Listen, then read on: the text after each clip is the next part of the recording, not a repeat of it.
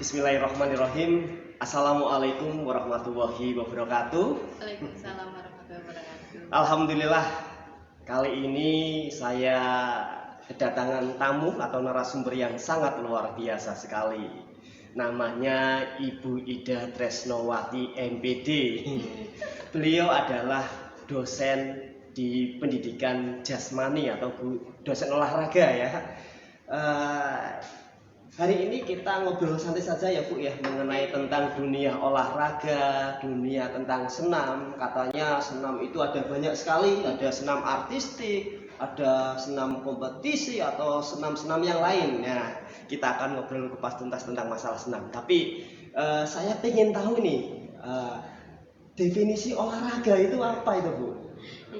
Olahraga adalah sebuah jenis kegiatan yang sangat tentunya populer ya di dunia, apalagi sekarang di Indonesia ini ya Pak, olahraga itu sudah menjadi sebuah kebutuhan pada masyarakat yang modern sekarang ini, karena banyak orang yang tahu bahwa dengan berolahraga mereka akan terhindar dari berbagai macam penyakit dan juga untuk menjaga tubuhnya menjadi lebih ideal dan juga tentunya akan memberikan dampak yang positif terhadap aktivitas sehari-harinya. Ya, jadi di dalam kehidupan ini olahraga itu sangat penting sekali ya Bu ya. Iya.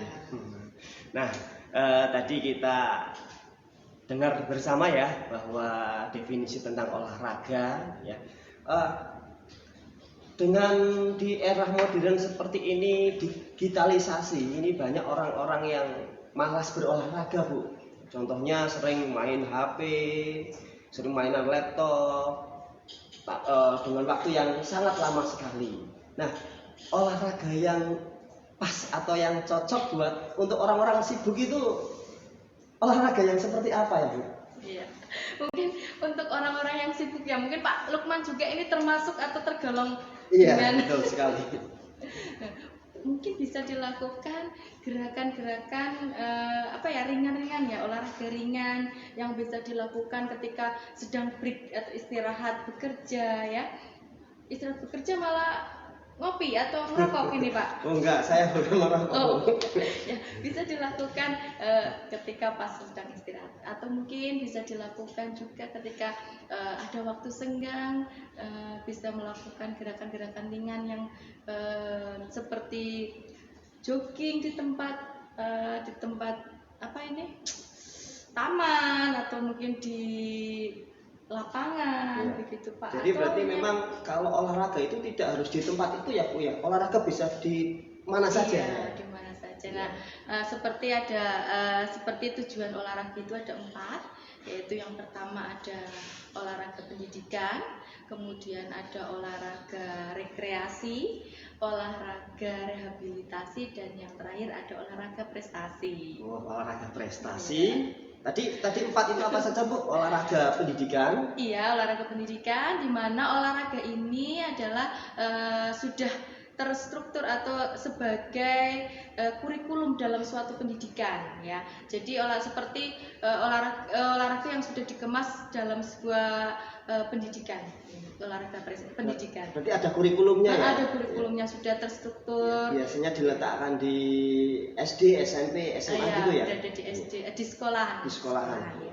Kemudian ada olahraga rekreasi, di mana olahraga rekreasi ini tujuan utamanya adalah untuk kesenangan, untuk hiburan. Mungkin tadi ya seperti penat dalam bekerja, jadi untuk merefreshkan diri agar penat kemudian capeknya itu bisa hilang gitu ya Pak, sebagai kesenangan. Jadi di situ tidak ada yang namanya kompetisi saya mau juara 1, juara 2, juara 3 ya. Tujuan utamanya ya untuk bersenang-senang pokoknya, rekreasi.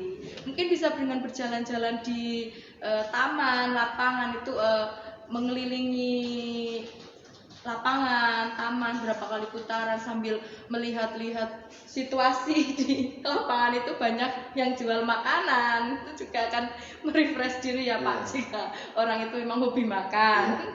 Jadi selain untuk menyehatkan badan kita, tetapi untuk merefresh pikiran kita juga ya. Iya. Ada 2. Terus tadi katanya ada 4 ya, yang 2 apa lagi itu? Kemudian ada olahraga rehabilitasi, di mana olahraga rehabilitasi ini tujuannya adalah untuk reposisi atau misalnya itu ya, untuk buat orang habis kecelakaan gitu ya. Itu masuk ke dalam olahraga rehabilitasi atau bukan? Memperbaiki kondisi tubuh setelah terjadi cedera. Oh, terjadi cedera. Ya.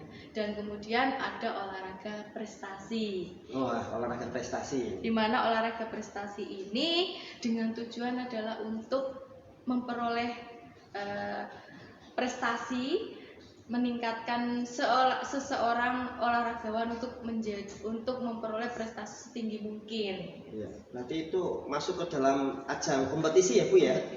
Bisa dengan berbagai macam, mengikuti berbagai macam perlombaan, berbagai macam ajang yang bergengsi itu, mereka akan semakin meningkat untuk kompetensinya dia dalam suatu cabang olahraga itu. Ya.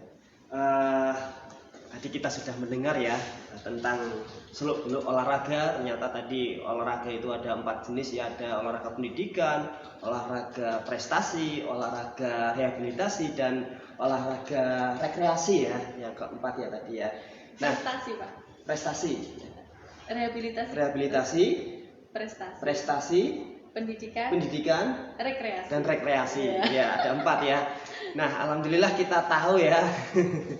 Tahu referensi dari Bu Idah. Nah, Bu Idah ini adalah dosen olahraga di pendidikan jasmani ya di UMPP Fakultas Ilmu Kesehatan. Nah, Bu Idah di UMPP sebagai dosen apa ini? Kan dosen olahraga, tapi mata kuliahnya mata kuliah apa? Iya, kebetulan dalam semester ini saya itu mengampu mata kuliah senam lanjutan, di mana di senam lanjutan ini difokuskan pada senam latih. Karena senam latih ini juga nanti masuk di kurikulum sekolahan ya. Jadi sering diajarkan itu untuk senam latih. Ya, kemudian penjelasan adaptif juga, dan juga sosiologi olahraga. Wah, jadi ada 3 mata kuliah ya yang Bu Idah itu mengampunya. Nah, ngomong-ngomong tentang masalah senam ini, beliau itu adalah pakarnya, dan dengar-dengar beliau ini adalah mantan atlet nasional. Nah, mantan atlet nasional. Dulu waktu Bu Idah jadi atlet nasional itu pada tahun berapa, Bu? Itu dulu awal mulanya itu bapak saya itu kan guru olahraga di SD. Kemudian ketika itu, ini berarti saya menceritakan nih kelas dulu ini ya Pak. Ya. Dulu bapak saya itu belum tahu tuh ada yang namanya senam lantai. Beliau itu dulu memang dia itu menekuni di hal-hal yang agak di olahraga yang agak beda daripada yang lain. Waktu itu mungkin senam lantai belum begitu fenomenal atau belum begitu tenar seperti sekarang ini loh Pak.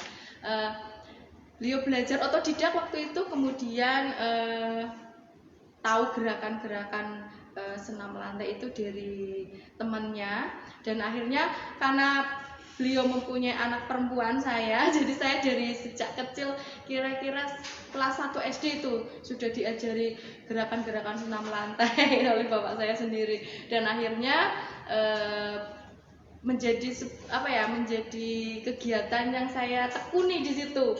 Akhirnya bisa menjadi atlet senam lantai. Atlet senam lantai pada tahun kapan itu ya? Waktu saya SD itu tahun berapa itu? Oh, SD. Jadi atletnya waktu SD ya? Waktu SD. Oh, waktu SD. SD, SMP, SMA sampai perguruan tinggi. Oh, sampai perguruan tinggi. Nah, dulu atlet senam lantai ya Bu ya, dan sekarang menjadi dosen olahraga. Jadi beliau ini tidak hanya ahli dalam bidang teoritik saja, tetapi prakteknya juga iya. Nah, ngomong-ngomong senam lantai ini, untuk masyarakat awam berbicara atau membahas tentang masalah senam itu yang sering dengar ini hanya senam aerobik. Nah, apa sih, apakah ada perbedaan antara senam lantai dengan senam aerobik? Ya, jadi senam lantai atau artistik gimnastik ini memang saya menekuni ini ya, menekuni di dunia senam artistik gimnastik ini dari mulai atlet, kemudian sekarang saya memang sedang menekuni di perwasitannya, Pak. Oh, perwasitan.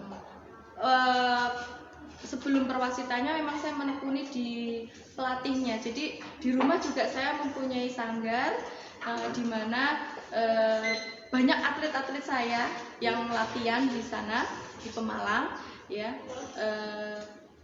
Jadwal latihannya setiap hari Rabu, Jumat dan Minggu, itu seminggu 3 kali. Latihan masih juga aktif melatih saya. Kemudian sekarang bukan sekarang, berarti sudah sekitar 3 tahunan ini saya menekuni di dunia perwasitannya. Alhamdulillah saya sudah mengikuti beberapa pelatihan perwasitan tingkat Jawa Tengah dan juga waktu itu tingkat nasional. Ya. Ada trik nggak tadi antara perbedaan senam aerobik dengan senam lantai? Perbedaannya apa? Dimana apakah kalau senam lantai itu mainnya harus di lantai, kalau senam aerobik itu di mana gitu? Ya, jadi senam lantai ini adalah senam yang dilakukan menggunakan matras sebagai alasnya, kemudian dipadukan dengan gerakan-gerakan akrobatik, di mana nanti di situ juga mengandung unsur artistik, keindahan, dan nanti menghasilkan sebuah gerakan yang mempunyai kekuatan di situ. Oh, harus ada matrasnya ya, Bu? Iya, ada matrasnya dan gerakan-gerakan itu akrobatik. Kalau senam aerobik itu kan mungkin dilakukan untuk menjaga tubuh ya, menjaga tubuh. Kemudian juga sebagai tadi bersenang-senang ya, berhubungan dengan orang-orang lain. Nah, untuk senam artistik ini tergolong di senam prestasi. Jadi memang itu harus dilakukan atau dilatih sejak dini. Ya. Saya sangat tertarik sekali tadi dengan kata atau istilah akrobatik. Ya, ini barangkali teman-teman penasaran akrobatik itu gerakan yang seperti apa ya? Ya mungkin gerakan akrobatik mungkin yang sering mungkin dengar ya teman-teman ya. Sirkus itu ya, kayak sirkus ya. Itu atau bagaimana? Jadi gerakan seperti gerakan salto biasanya kan anak-anak itu kalau berenang itu dari atas nanti dia melakukan gerakan salto ke sungai, nah itu ada gerakan salto, kemudian mungkin ada gerakan round of flick-flag, itu gerakan-gerakan akrobatik yang nantinya akan dipadukan dengan gerakan-gerakan yang lain seperti gerakan keindahan. Berarti di situ nanti ada juga gerakan dance atau dia juga akan menari. Oh ya. Kalau senam lantai itu boleh dilakukan satu orang atau harus berpasangan atau berkelompok? Di artistik gimnastik atau senam lantai itu sebenarnya itu sudah dinaungi sudah ada aturannya ya di FIG atau Federation International Gymnastic, itu sudah diatur. Jadi untuk gerakan senam lantai itu bisa dilakukan sendiri atau individu, tapi nanti ada grupnya satu daerah 4 atlet itu dalam satu grup, tapi dia melakukannya harus sendiri, harus sendiri dalam melakukan gerakan senam lantai itu. Oke, sangat menarik sekali ya terkait dengan senam lantai atau senam artistik ya. Gimnastik ya, gimnastik. Yang sering saya dengar atau yang sering saya lihat itu banyak lomba-lomba senam, namun lomba senamnya yang itu yang kebanyakan yang ibu-ibu kelompok itu senam aerobik ya. Senam aerobik itu kan ada sanggar-sanggarnya. Saya kadang melihat di gedung olahraga ada jadwal-jadwal ibu-ibu senam ya. Misalnya ada grup senam apa, itu ternyata ada komunitasnya. Tapi kalau senam lantai, senam artistik seperti ini ada ini enggak? Ada misalnya ada komunitasnya. Dan di Pemalang atau di Pekalongan itu apakah ada komunitasnya atau bagaimana? Ya, di senam artistik ini atau senam lantai ini dinaungi di Persani, itu Persatuan Senam Seluruh Indonesia Persani.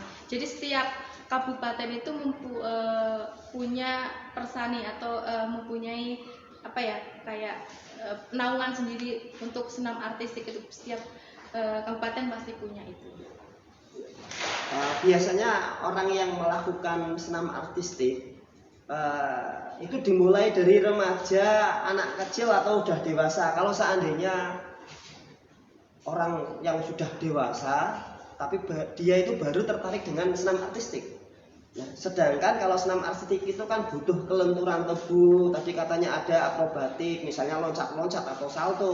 Nah, kalau sudah ya misalnya umurnya 30 tahun ke atas, ya sedangkan otot atau tulangnya sudah pada kaku semua, kalau belajar senam artistik, senam lantai itu apakah bisa? Dan paling bagus itu dimulai sejak kapan belajar senam artistik tersebut? Senam lantai ini memang paling mudah atau lebih ditekankan pada anak usia dini ya. Pada anak usia dini ini beliau untuk fleksibilitasnya itu masih bagus. Jadi kelenturan tubuh anak itu masih bagus. Jadi kita bisa memberikan gerakan-gerakan senam lantai. Nah, namun di anak usia dini ini hanya diberikan gerakan-gerakan dasarnya saja ya. Ini ya, seperti yang mungkin contohnya ada gerakan split, fleksibilitas gitu ya. Nanti dikasih gerakan kelincahan ya. Nah, nanti kalau sudah sampai di sekolah dasar atau SD nanti bisa ditambahi lagi untuk gerakan-gerakan yang lain, bisa ditambah dengan gerakan koordinasi. Contohnya mungkin nanti ada roll depan, roll belakang ya. Nah, kemudian nanti bisa ditambahi lagi dengan kekuatan ya, seperti handstand itu kan sudah bisa dilakukan pada anak sekolah dasar. Untuk latihan awal memang dasarnya bisa dari anak usia dini, kemudian nanti ditingkatkan lagi pada anak sekolah dasar. Nah, itu akan lebih mudah dalam gerakan-gerakan senam lantai itu, Pak ya. Nah, nanti ketika mungkin kalau sudah diawali dari kecil kemudian meningkat sampai dia prestasi puncak, itu akan lebih sangat bagus ya. Yeah. Nah, kalau misalkan dimulai ini kok ada yang tertarik setelah sudah mahasiswa mungkin ya Pak, udah mahasiswa, apakah bisa ini Bu? Yeah. Bisa melakukan gerakan-gerakan senam lantai? Bisa melakukan gerakan senam lantai, tapi mungkin untuk mencapai gerakan-gerakan akrobatik yang sangat mungkin dibutuhkan gerakan yang sangat sulit, mungkin belum bisa untuk mencapai hal yang sampai situ. Tapi bisa dilakukan, mungkin bisa dilatih setiap hari gitu. Kalau memang pingin menekuni di dunia senam. Asik sekali ya ketika ngobrol atau mendiskusikan tentang senam artistik maupun senam lantai. Nah, yang saya lihat, kalau saya perhatikan masyarakat Indonesia banyak yang melakukan senam aerobik daripada senam lantai. Misalnya di acara-acara sepeda santai, acara dangdutan dan lain sebagainya, itu ada senam aerobik ya. Karena apakah gerakannya mudah, banyak anak kecil, remaja maupun dewasa melakukan senam aerobik ya, gerakannya mudah, berbeda dengan senam artistik maupun senam lantai, katanya yang loncat-loncat ya Bu ya, salto juga. Nah, saya masih penasaran ini tentang senam lantai atau senam artistik. Kesulitannya itu di mana sih? Panjenengan yang sudah pernah menjadi atlet, ketika latihan, bahkan ketika lomba, kesulitannya itu di pas apa?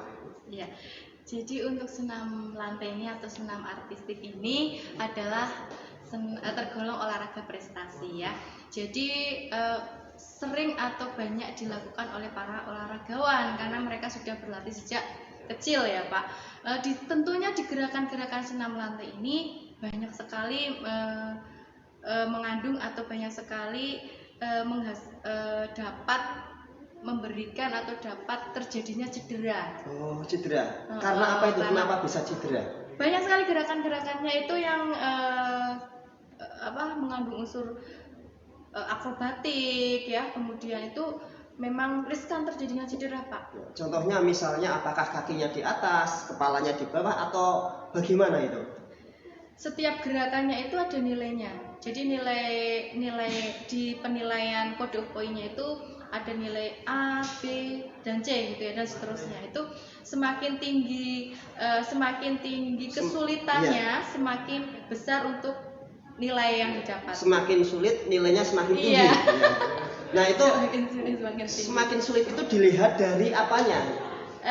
Dilihat dari apa saltonya berapa kali, ya, jadi, atau bagaimana kecepatannya atau bagaimana? Dilihat dari komponen gerakannya tersebut. Misalkan dia dapat melakukan salto twist, salto double dan lain sebagainya, itu kan sangat sulit ya untuk dilakukan.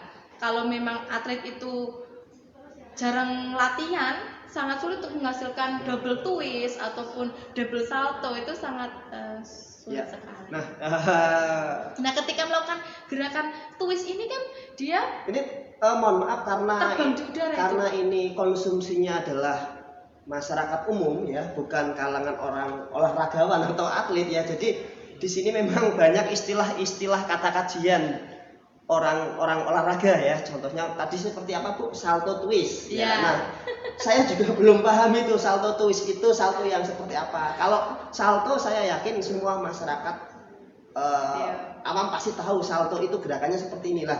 Kata twist, salto twist itu salto yang seperti apa? Tadi ada salto double. Apa salto yang berulang-ulang kali, misalnya saltonya 1 kali, 2 kali, 3 kali, atau bagaimana? Salto twist itu apa ya? Ini kita berbicara tentang salto. Iya. Dapat ilmu baru ini. Ya, jadi salah satu gerakan di senam lantai ini ada gerakan salto ya Pak. Ya. Gerakan salto ini ya nanti ada round off, flick flap, salto. Nah salto apa ini tadi Bu? round off, flick flap, salto. Wah, ada ilmu baru lagi nih dari dosen olahraga. Ketika ingin mendapatkan nilai lebih atau nilai bagus, bisa tambah lagi. Jadi round off, flick flap, salto, atau round off, flick flap, salto, twist. Twist itu putar di udara. Putar di udara. Putarnya ada 180, 360. Jadi 180 itu maksudnya apanya itu? putaran di udaranya. Putaran di udaranya. Kemudian nanti kan dia turun. Ya. Turun ketika dia jatuh, itu juga di sistem penilaiannya ada pengurangan nilainya. Jatuhnya itu seperti apa? Apakah berdiri, apakah tidur, atau jongkok atau gitu ya, ada penilaiannya. Ada penilaiannya. Jika dia jatuh bek itu pantat ya Pak, pantat jatuh itu sudah pengurangannya besar sekali. Untuk nilai paling tinggi itu kalau jatuhnya pertama itu kakinya dulu, tangannya dulu, atau kepalanya dulu? Harus kaki dulu ya. Kaki dulu dan harus seimbang. Karena di situ kan harus ada keseimbangan juga ya. Jadi tidak boleh ada langkah, tidak boleh ada miring kanan, langkah miring atau lain sebagainya. Jadi harus yang benar-benar mendapat nilai bagus itu harus jatuh. Jadi pas ketika jatuh langsung nggak ada gerakan lagi. Tapi jatuhnya di sini bukan jatuh gonjor ya Pak, bukan ya, tapi Iya. Jatuh gitu, jatuhan gitu dengan berdiri. Wah, ternyata sangat asik sekali ya.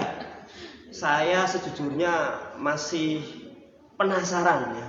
Banyak sekali ya. Nanti tata caranya seperti apa, prakteknya seperti apa, nanti kita bisa lanjut ke part yang kedua atau edisi yang kedua ya. Kita ketemu lagi minggu depan dengan narasumber yang sama dulu ya. Ini part 1, nanti part 2 nanti bisa dilanjut lagi. Nah, terima kasih. Salam sehat dan salam olahraga. Wassalamualaikum warahmatullahi wabarakatuh. Waalaikumsalam warahmatullahi wabarakatuh.